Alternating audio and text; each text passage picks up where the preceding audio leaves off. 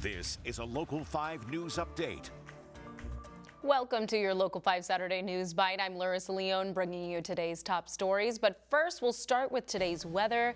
How's it looking out there, Hannah? Super dry. We have a threat here. Yeah, we do. We have a high fire danger day because of how dry we are and because of these windy conditions. In fact, there's a red flag warning for the western part of the state right now, and that's going to go until 8 p.m. tonight. So we are going to get some relief, but before then, we're going to see that elevated fire risk. This is looking at going into tonight. You can see that those wind gusts are still going to be close to 30 miles an hour, and we're still going to have that elevated fire risk across majority of the state. And then as we go into tomorrow, things start to get a little bit better. The winds start to calm down a little bit overnight tonight, and then going into tomorrow, it does ramp back up just a little bit. You can see that elevated fire danger comes back going into Sunday afternoon and early evening hours. So we want to be very mindful with anything that could cause a spark outside because it's so dry outside. One little spark can cause a massive fire, and it will spread quickly because we'll have those 20 to 30 mile an hour wind gusts that can just easily spread that fire. But after Sunday, things will get a lot better. Now, we are going to see a cold front come in through tonight. We'll knock our temperatures down close to average for this time of year. Unfortunately, we warm right back up, get well above average again going into this new week, but there is a better cool down on the way. We just have to wait a little longer because even the next 8 to 14 days, you can see we are still in that orange color. We're still going to be seeing those warmer temperatures. Summer just doesn't want to let us go, and it doesn't want to let majority of the U.S. go. You can see all of us are really going to be seeing those warmer temperatures except for those out on the East Coast. So if you're wanting those fall-like temperatures right now, Iowa is not the place that you're going to be finding them for a little bit longer.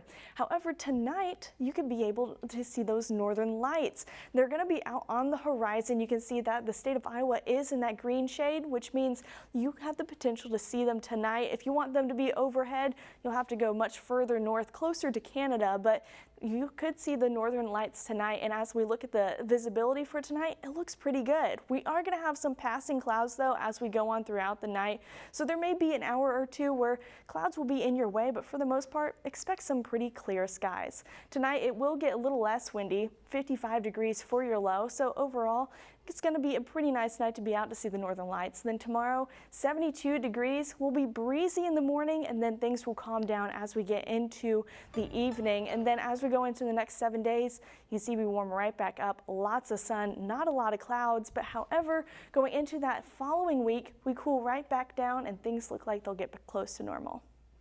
Hannah, thank you. Well, the impacts of Hurricane Helen are still being felt across the country, and people from all over are stepping in to help out, including Iowans.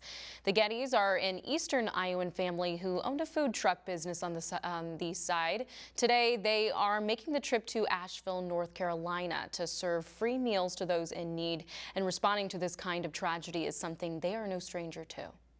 We know what it's like to be flooded. We were devastated here in Iowa, and so, we just want to help people through that tragedy and help them. Hopefully they can get back on their feet and stuff. Country cooking concessions will be parked at a local church, and our Dana Searles will have the full story on their mission after the game.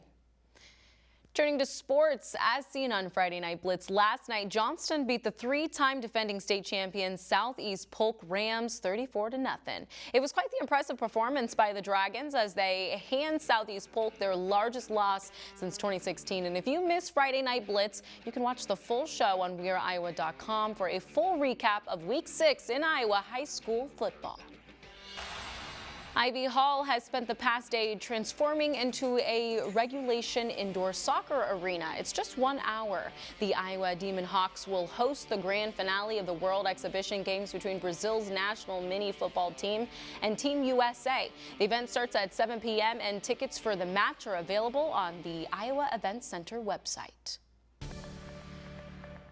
Right now, dry and windy conditions have left many counties with a burn ban in effect. And you can see on this map here, 41 counties are asking people not to light any fires. Even with a bit of rainfall last night, the past month has been very dry.